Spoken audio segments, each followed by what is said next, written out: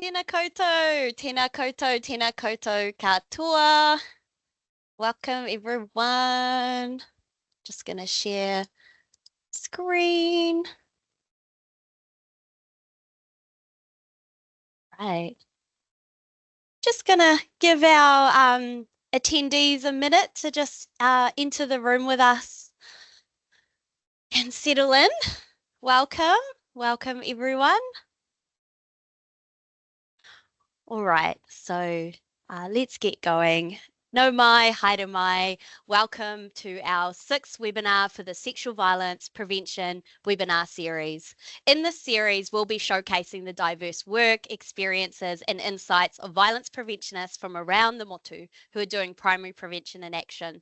This means exploring their career trajectories, the ups, the downs, the highlights, the challenges, and overall, we want to be recognizing and celebrating the fabulous people behind the mahi and showcase what a career in violence prevention can look like. But before we go any further, let's begin with this beautiful karakia from Mero Irahapiti. I find it's really perfect for self-regulation and grounding as we move into the kaupapa of the day. Me karakia tātou, hake roto, hake waho, kia tau te Māori e kokirine, inge peke, menge heke, ko te rangi Māori e, tāku I rapune, tihei Māori ora.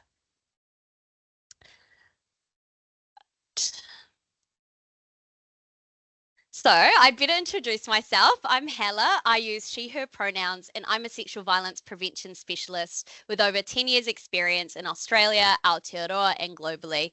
I have a PhD from the Gender and Women's Health Unit at the University of Melbourne, and I'm kind of biased, but I think I have the coolest job in the world. I work at ACC, and my role is dedicated to building a capable, diverse, and thriving tītiriti-led violence prevention workforce. I also want to acknowledge the tangata whenua of Aotearoa and the mana whenua of Tāmaki Makaurau, where I'm dialing in from for today.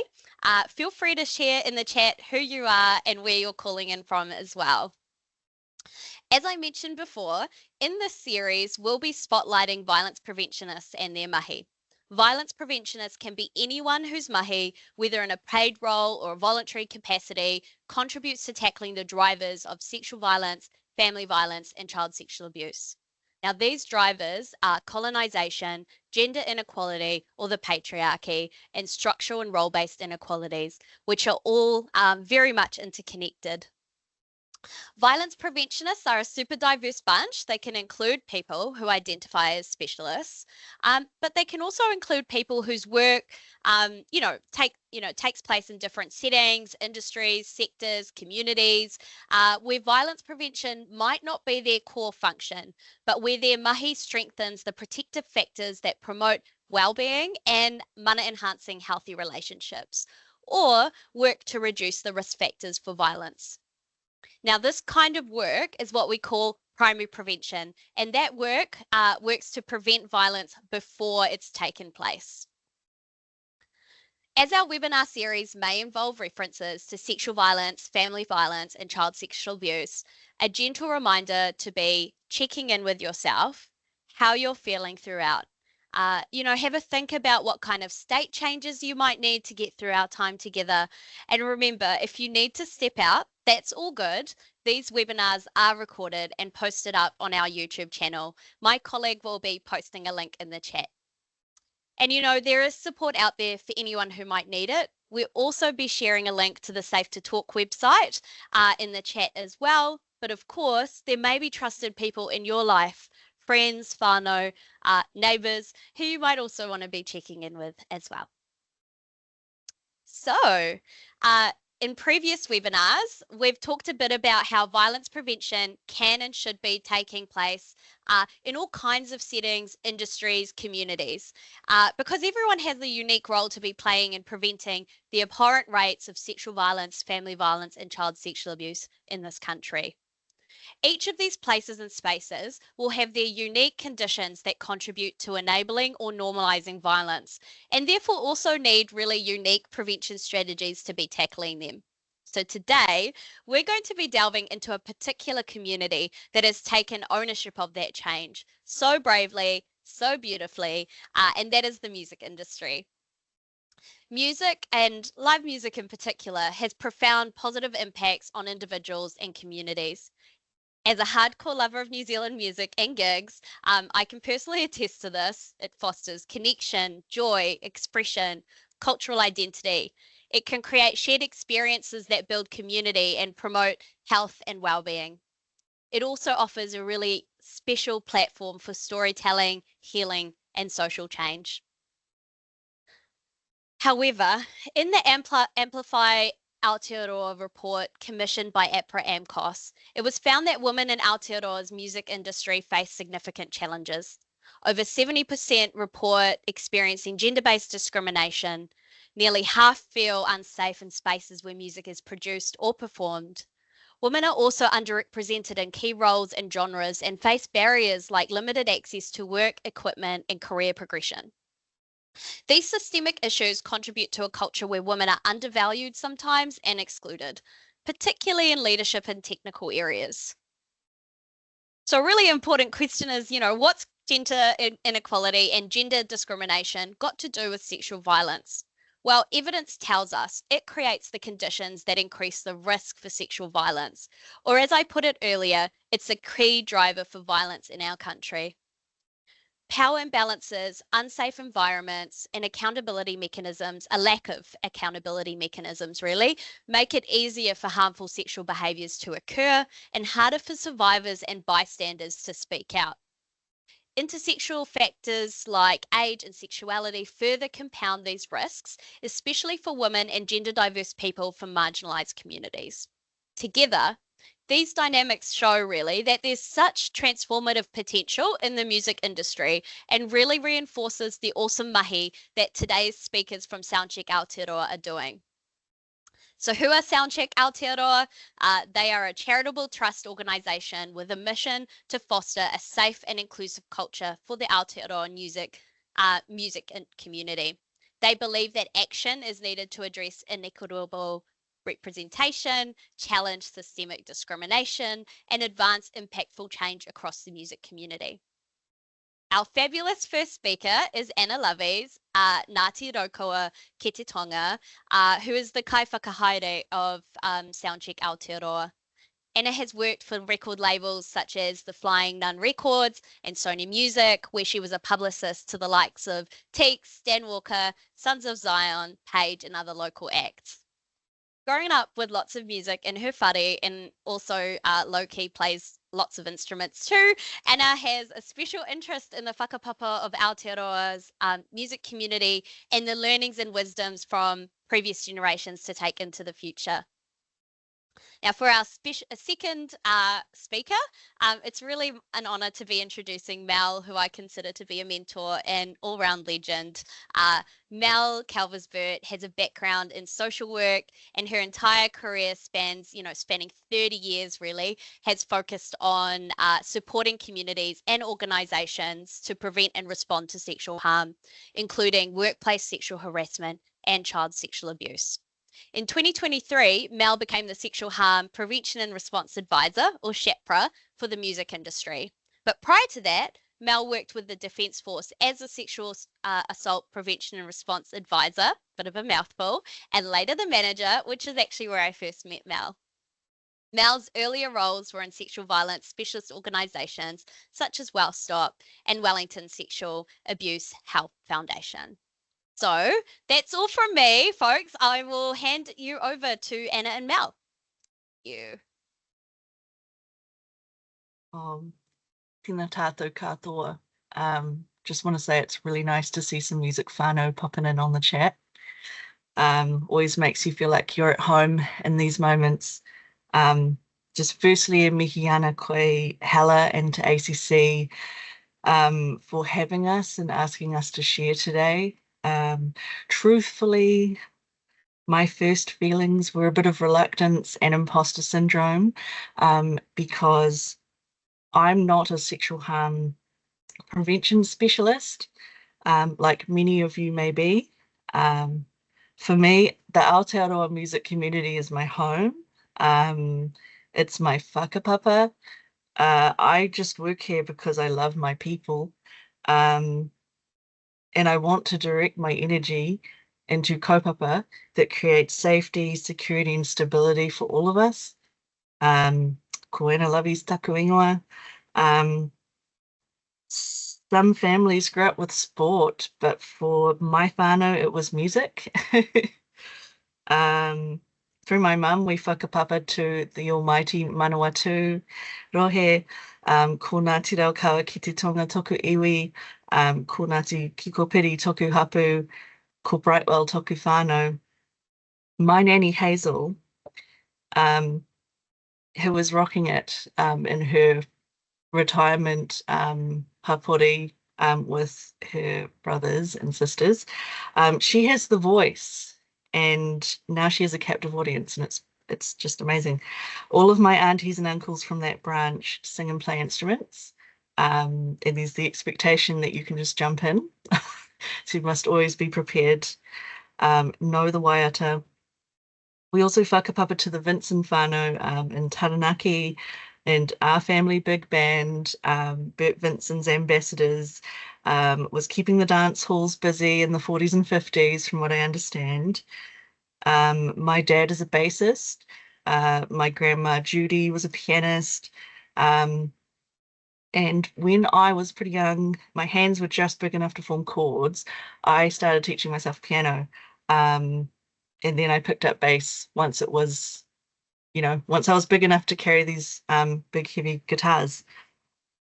My sister and I got a full education from our parents' music collection, everything from Sade to Shaka Khan, Steely Dan, the Doobie Brothers, Miles Davis, Prince and the Revolution. We had it in our whare. And as a teenager, I formed a really strong lifelong companionship to headphones. I carry these with me everywhere. And I got quite nerdular for my love of the histories of music. And at university, I discovered what musicology was, which is essentially when science meets the humanity of music. So, yeah. And from there, I entered the music industry 10 years ago. I started in public relations work. I found myself passenger to artists, promoters, managers, the whole lot. I worked in independent PR firms, record labels, and for myself for a while. And I discovered, being the quietly soft-spoken person I am, I'm best behind the scenes, organizing, planning, and bringing people together. And so my journey to SoundCheck Aotearoa was not one that I expected or had planned for. When the Me Too movement hit our industry in early 2021, I was almost a year into working for Sony Music. And I saw for the first time, firsthand, how harm ripples throughout communities of people, what it does to different people. It's unpredictable. And we didn't know how to support each other at the time. Suddenly, colleagues, friends, acquaintances, strangers on the internet were speaking very openly about sexual harm. And at the same time, I was carrying my own bottled up experience with sexual violence, something I'd buried many, many years ago. And I didn't allow myself to name it at the time.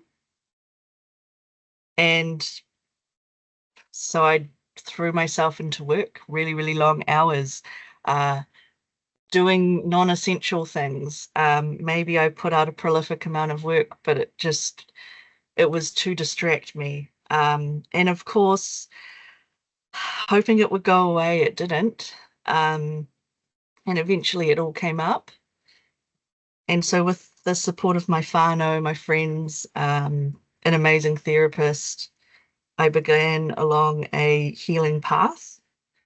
I left Sony at the beginning of 2023 and entered the house of SoundCheck Aotearoa. And that was a culture shock. Aha! The thing that I've come to learn about the sexual violence sector and these hearty people of all kinds who come and work in your mahi, I just have so much respect for how you treat human beings. My goodness. What I came to see very, very, very quickly was that even just being part of something like SoundCheck Aotearoa, not as a specialist. I never want to be a specialist because I just see the amount of mahi and life that you carry between humans. I just want to make sure that y'all are safe and you've got the space to do your thing. Anyway, I came in and I thought, wow, I'm going to need to learn so much in a short amount of time because being connected to something like SoundCheck Aotearoa means people in my community at any moment could disclose something on the spot or share something.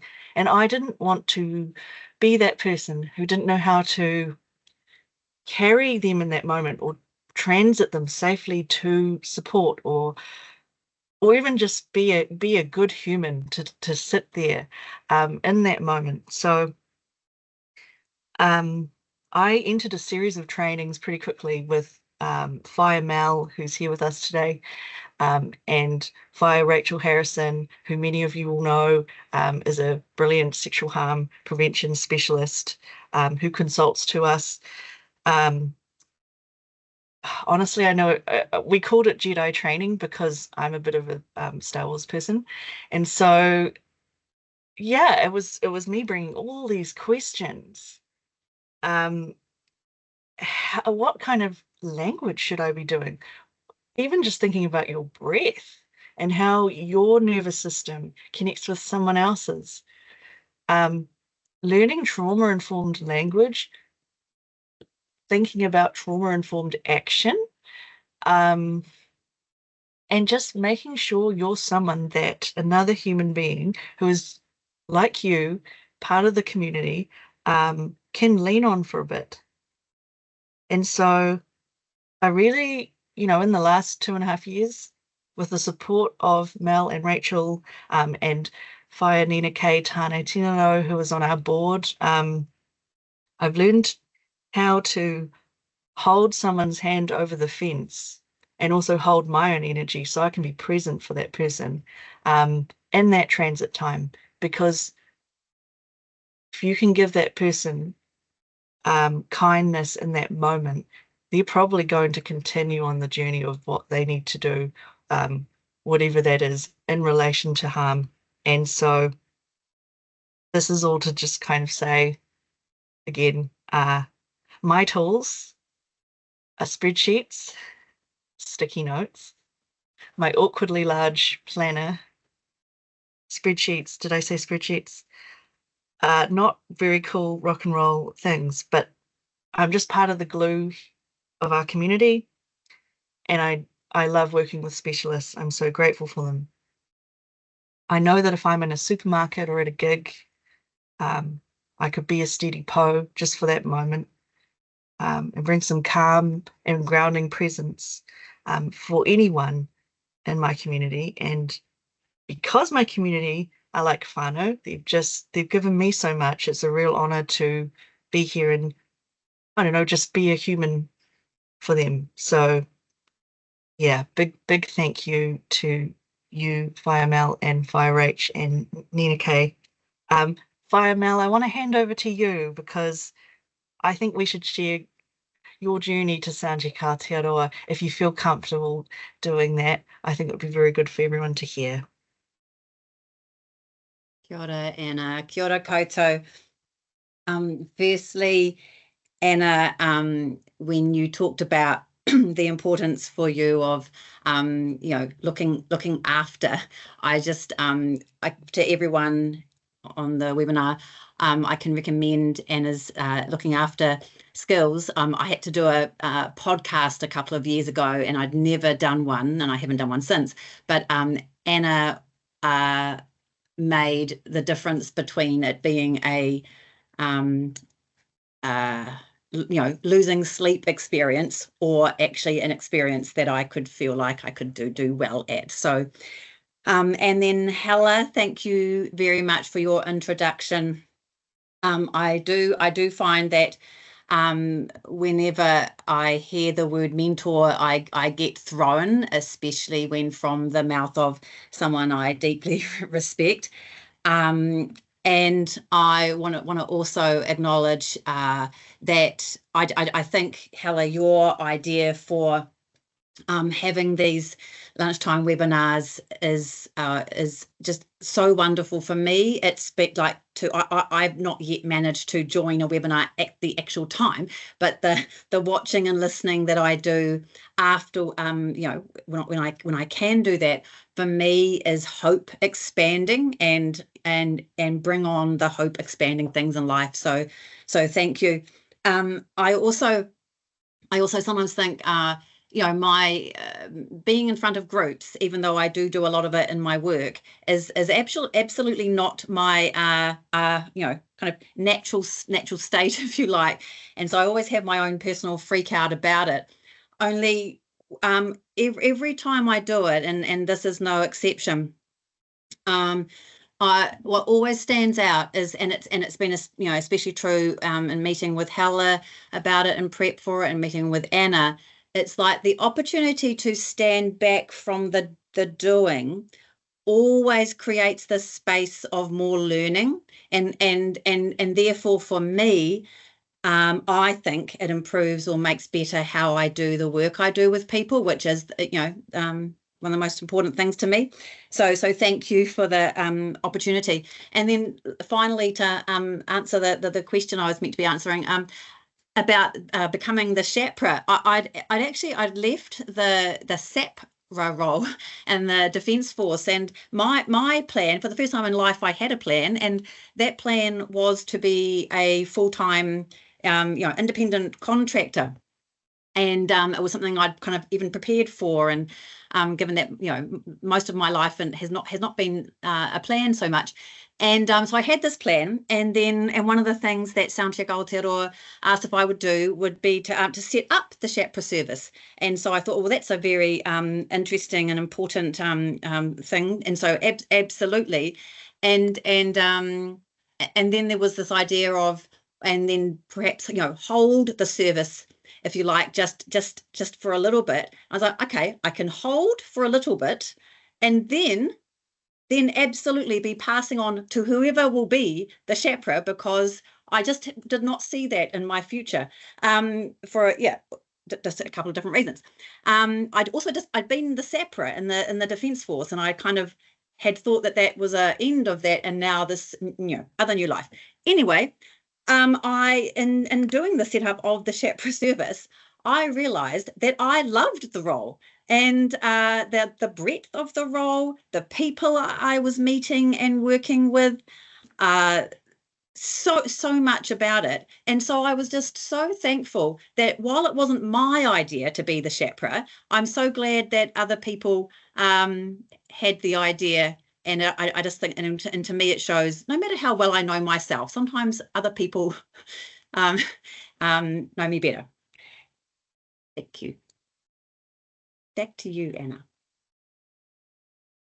Well, I know that we're lucky to have you, Fire. I always love seeing the interactions when we're out together in the community. It's pretty awesome. I am just going to share my screen. Hopefully everyone can see this. We can. Oh, yes. Okay, so the music whānau here will probably be very familiar with this. So I just wanted to show you who we're talking about, who Mel and I are talking about when we say music industry or music community. And SoundCheck Aotearoa's story, right, is, I think, really the evolving story of the Aotearoa music community's journey with preventing and responding to harm. And I say that because it is the people, they are the people leading the work and doing it in their workplaces, on live festival sites. There are people who have been doing this mahi for a very long time. And many of them have, you know, connected with us over the years.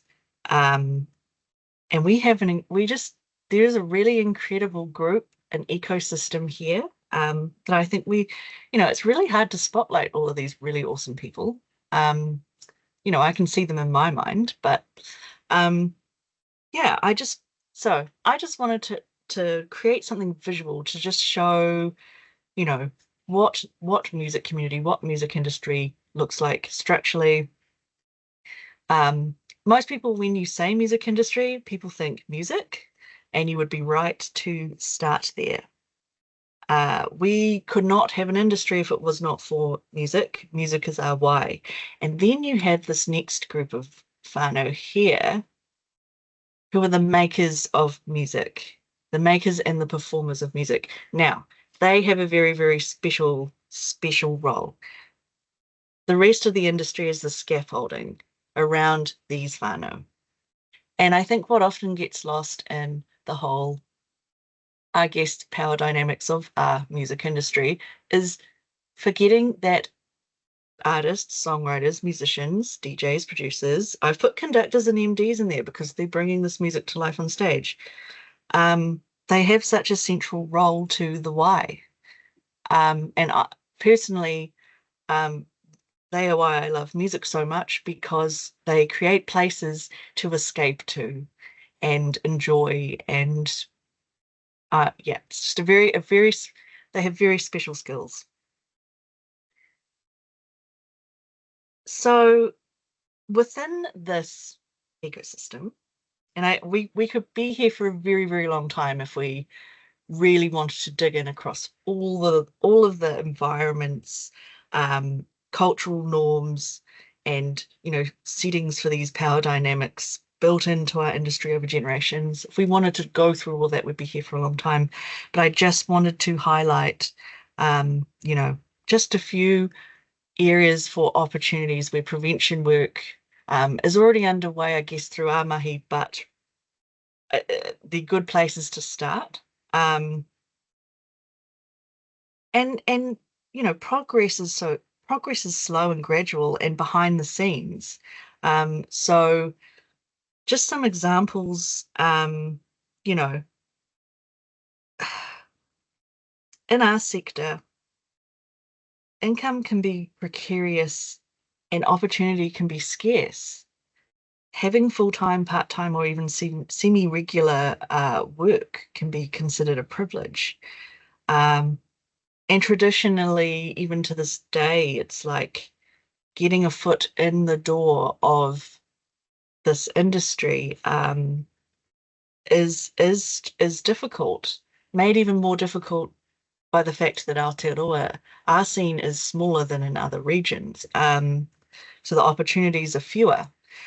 And when you're a young woman, like I was 10 years ago entering this industry, you are instantly presented with all of these dynamics entering a workplace.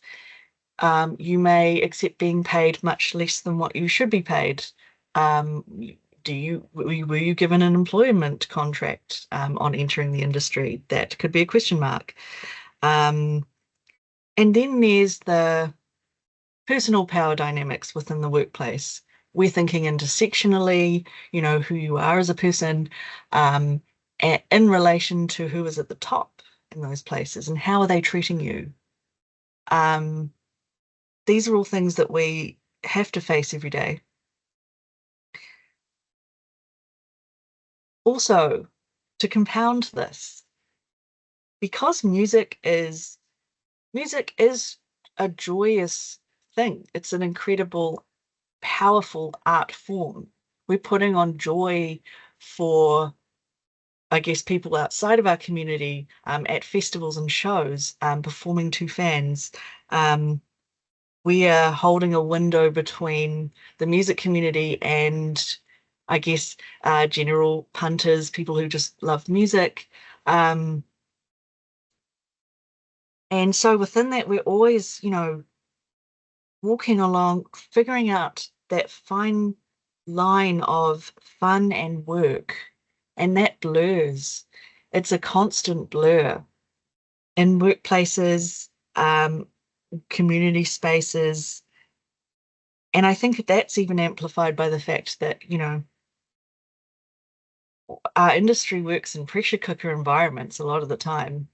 So you form these strong bonds with people in your workplaces because what you are experiencing at work is pretty unique sometimes. So we are constantly managing that risk, assessing how we navigate it. I'm just going to move us on to the next slide. So I just wanted to show you our team day to day. So SoundCheck Aotearoa is a community-led and specialist-informed kaupapa. So we have specialists embedded in the work we do at every level. When Mel and I joined in early 2023, this kaupapa already had a history. We were the new kids. SoundCheck Aotearoa, as Hala mentioned, was formed as a response to APRA, AMCOS, and Mass University's Amplify Aotearoa research report, which you can read on our website if you would like to. I just want to say, within that report, there were confidential responses to the survey that held instances of sexual harassment and coercion, unwanted physical advances, inappropriate comments pertaining to appearance.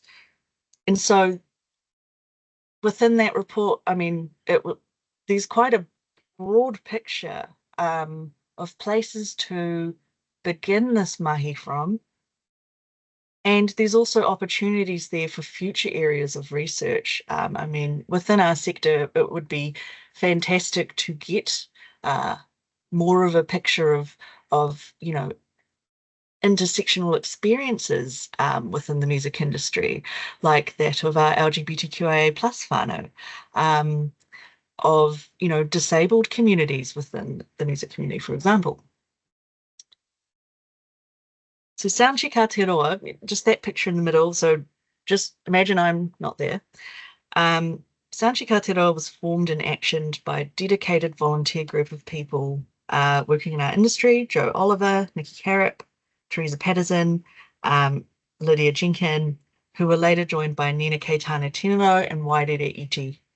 And at the time, Rachel Harrison was brought in, along with diversity, equity and inclusion specialist Debbie Teal, and some early consultation work was happening within the community. A series of huis were held, and the findings from these informed the recommendations that will go into the Creating Culture Change report, which is also on our website if you want to take a look at that. So that report informed, where we started with our mahi and our programs, which I will show you next.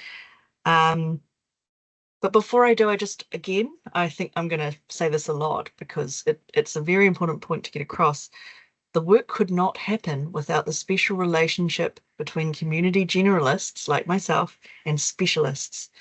And honestly, from my perspective, it's the specialists that keep us grounded in our why.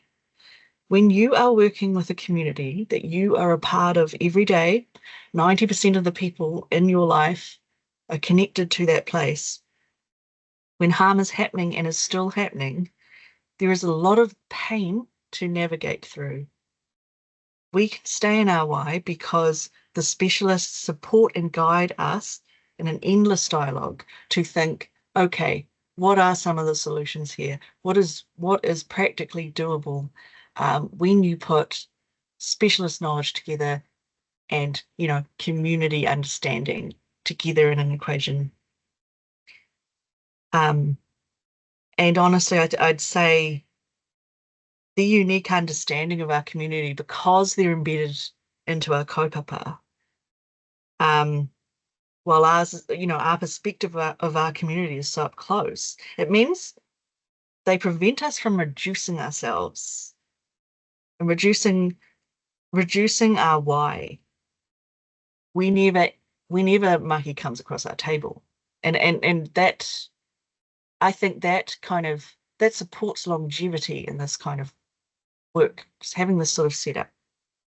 Fire, um, how do you feel about this from your unique role as a specialist, working with community whānau like me, or the board? Is there anything that you would like to add? Thank you, Anna. Just one thing. I know you use the word grounded, and I would use the word grounded too, in that I think sometimes what I can do or do is almost because of so much work and time in my life and space in my head, the work of sexual violence has been and is that what is so important about my time with anyone on the board, and in particular you, is that you help keep me grounded in relation to music communities as a whole. The histories of the fantastic, exciting things that are happening that people are doing, the other challenges of all sorts facing people, whether they're they've got a venue in the inner city, or they're doing a festival on a paddock miles from nowhere. No, anyone and everywhere. So you keep me grounded in all of that, because grounded, and then I feel like I can do a much better job by people when you help hold me, if you like, in that role. Thank you. Oh, bless. I wish I could see you in your little window, but I'm just looking at the photo version of you now. Kia ora. I will move us on to our next slide, just so that we can show you some of the programs we've got. I won't go too in depth here, but just give you an overview. So that photo there on the left, that is taken from a tuning for professional respect training. We have all of our resources laid out for the whānau coming in. They can take it home with them. Rachel always puts together an incredible resource pack. I feel like I just love to see printed, laminated documents, don't we all? So our work, this is sort of where SoundCheck Aotearoa has started with program work. In 2021, Rachel Harrison developed professional respect training, which was the first cab off the rank in terms of programming for our community. And these are delivered with Mel in person and online. It's where our community can come to learn sexual harm prevention and response training tailored to different workplaces around the industry. And so that could be your venues, studios, offices, live festival sites. We have quite a large representation of live whānau coming in to learn, which is fantastic. And the people that do come through our workshops always have so many incredible, mātauranga to share and add. So far, over 500 people have taken this training, and we offer it for free during the year. We've also got, if you go on our website later on, a tailored resource directory. So you could grab anything from a code of conduct, a sexual harassment policy, safety checklists, postering and visual tools. That is all available for free to support community leaders, literally anyone in their prevention mahi. And we love seeing it being used. We love seeing it being adapted. Another resource we have underway is the Community Restorative Framework. I've just realized, oh dear, I've got a bit of a typo in there. Restorative. So this resource is going to be a short guide to help figuring out next steps when the answers are not so black and white. Working out whether a business wants to work with people who have done and been accused of harm. How to safely address the concerns of staff who might be in contact with the accused. Reintroductions of individuals who have caused harm, and this tool has been informed by survivors and thinking of, you know, a range of questions that can be asked in a framework to help people figure these things out. You know, and they're not easy answers to get to. In 2023, we launched our Sexual Harm Prevention and Response Advisor Service, the SHAPRA service, which is led by Mel. It's a space where you can access safe, confidential advice, support and guidance. And that can be, you know, anyone who has been affected by sexual harm in our community can access this for free.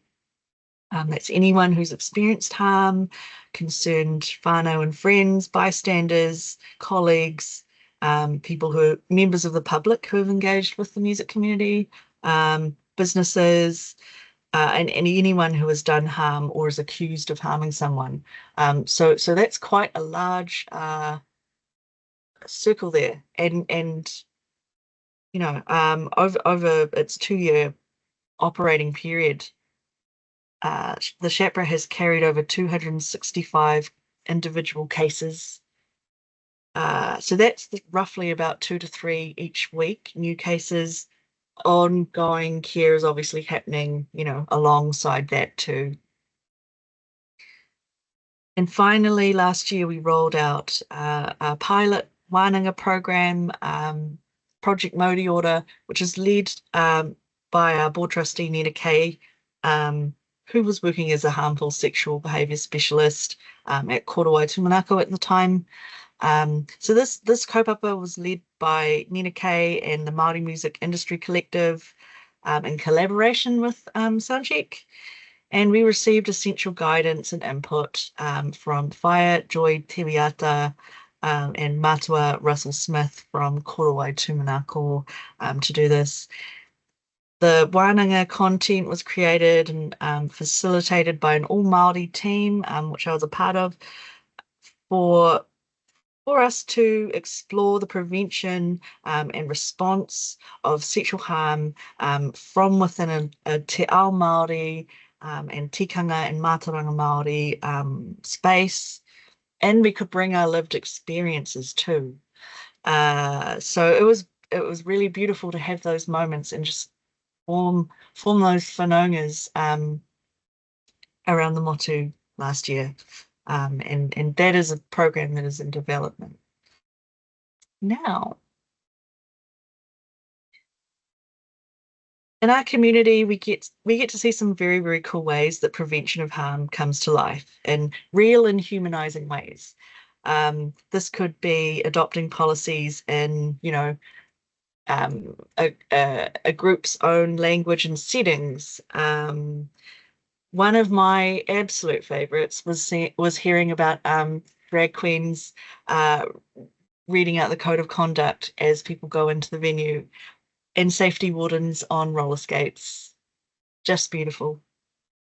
And I think that's what it is. It's simple and effective, not information overload, accessible and environmentally specific. I also just want to shout out Merlin Mills from the Listening Commission.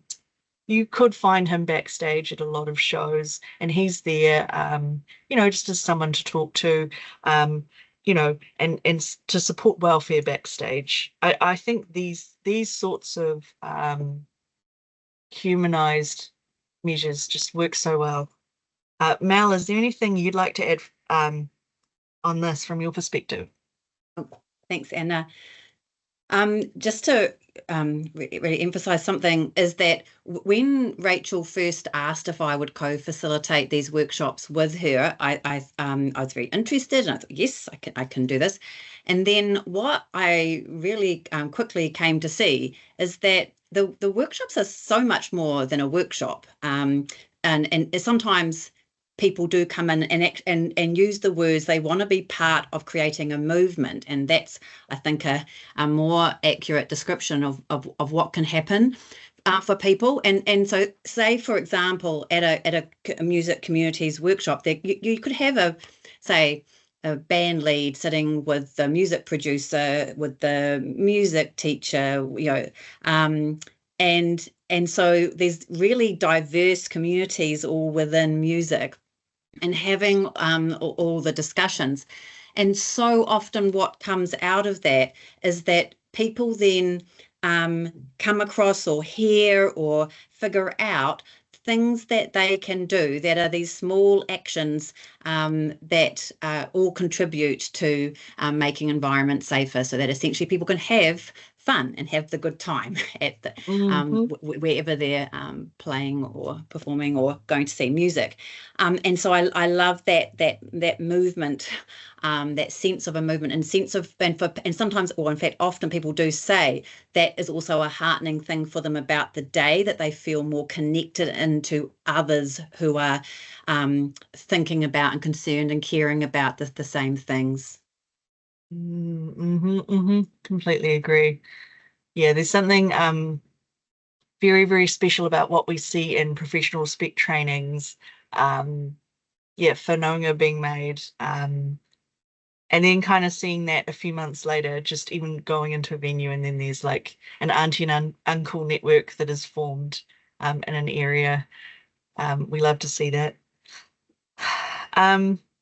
I just wanted to quickly, and I know we've reiterated this point, but I don't think I can say it enough. The role sexual violence specialists have in community mobilization is just so integral. And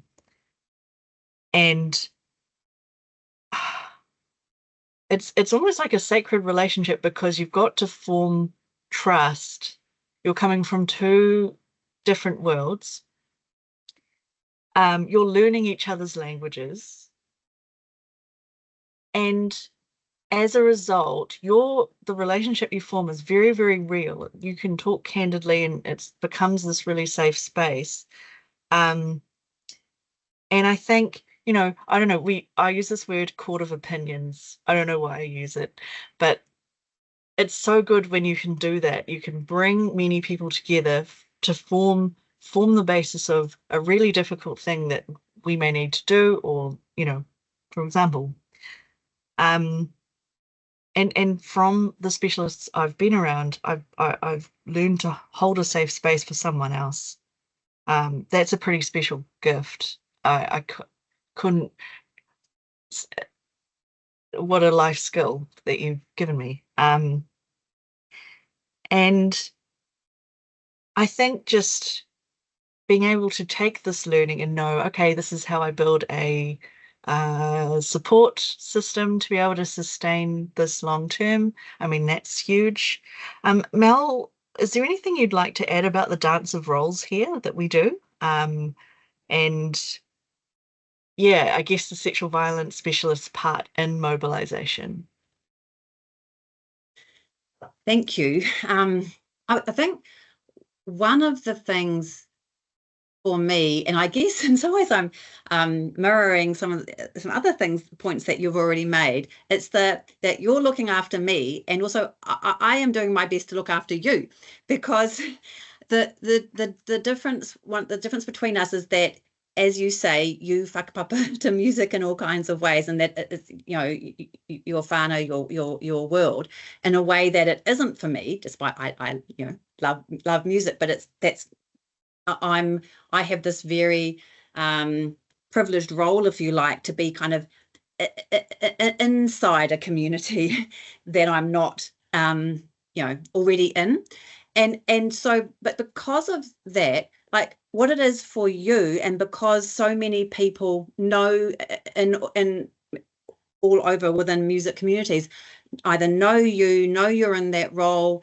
therefore they're reaching out to you rather than me, is often the case, say. And so then you and me have to figure out what does that bridge look like to me. Only it's also the fact that when we did the Jedi training, and I love that you called it that, is that for me and Rachel to fully appreciate the fact that you're essentially just, when you're living your life, people are talking to you about the harm that is happening and their fears for the community, like that is with you wherever you go, and including on social media. And so, yeah, I just can't say enough just how vital it is to me that yeah, I guess that we're looking out for each other in some different ways, perhaps. Yeah, that's right. I got you, Mel. I know you got me.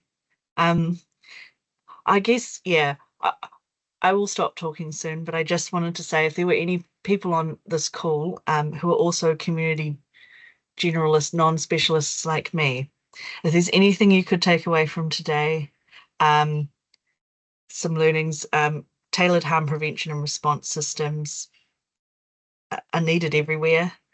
Focus on tailoring your mahi to the specific needs and peoples and environments of your communities. That's the way. Prevention and response go together like this. You can't just lean into one without the other, or you'll just have a self-perpetuating cycle, and we don't want that. Gosh, in my note I put, planning can actually be fun when you do it in your own way. I don't know. Language is so important. Using your own language. This is the way you can humanize prevention strategies. The relationship between specialist and community members is sacred. Approach everything new with humility and openness and being a work in progress. It's okay to get things wrong. Just know you got support. You'll get there. And it's okay to not have all the answers too. I think whenever I'm talking to other fellow community whānau, I just always say, just FYI, I'm not a specialist, but I'm just here human to human. Let's just sit and have a coffee. I'll listen to you. And then the last thing was, I just have so much respect for people who do trauma-informed work. Even just learning like 1% of how to speak or act can make such a difference. So yeah, we can all do it, no matter where we work or who we are. And I hope we can encourage you to embrace this mahi, even if it feels a bit uncomfortable. And when you start to see the changes, big or small, it will feel very special. Yeah, that's all from us. And I just wanted to say thank you to everyone here for sitting with us over lunch. I hope you enjoyed your lunch.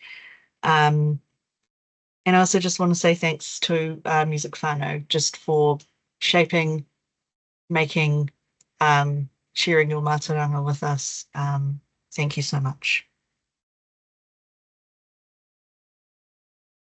Ngā mihi, Mel and Anna, thank you so much for so generously sharing your insights and experiences in the mahi. I'm mindful that we have 7 minutes left, and there's a bit of an early question in the chat that I thought would be really cool to get to. But yeah, so we'll have maybe a couple minutes to answer the question, then we'll close up our space for today, if that's okay. The question is, and Rachel, I'm going to do my best to summarize here, but the question is, how do we navigate this dance between upholding people's rights, inclusivity, diversity, especially when we're thinking about that intersectional lens around how different people's experiences can be compounded, etc., depending on who they are, and how do we balance upholding rights, diversity, inclusivity, and ensuring that we're keeping promoters aware of their power, and knowing that that dance is pretty complex. Like, can you speak to that at all? Do you have any insights about that process? Yeah, I think not enough conversations are happening publicly about this. I think more education about intersectional rights needs to happen. I also think, this is also somewhere where I would ask for a specialist too to kind of come in here. But I genuinely think education on these things, and then it's like, I think the question in my mind is always, how do you grow awareness and respect and kindness in other people to go, actually, yes, we need to be aware of these needs of this group, and make sure our events are more accessible. We have to sort of make those conversations happen to, I guess, normalize that. You know, I'm just thinking of an example specifically about making all live events more accessible, not more expensive, for disabled communities. I mean, why should one be paying for 2 tickets? They should just pay for one. I think conversation, and it's just humanizing conversation, is a good start. And education, just re-upping that. Sorry, Mel, is there anything that you would add to that? Because it's a decent question in terms of the many approaches or angles you could come from. I think one of the things that strikes me, following on from what you've said, Anna, is just how key it can be to have at least one person, if not more, within the different communities. So for whether it's promoters or the music producers or whatever the group of people is, one person who's kind of showing the way, who is already doing or all about the intersectionality, and can show what that looks like, and everything wonderful that comes from doing that. Because I think sometimes people need examples that are meaningful in terms of their own role in their own world.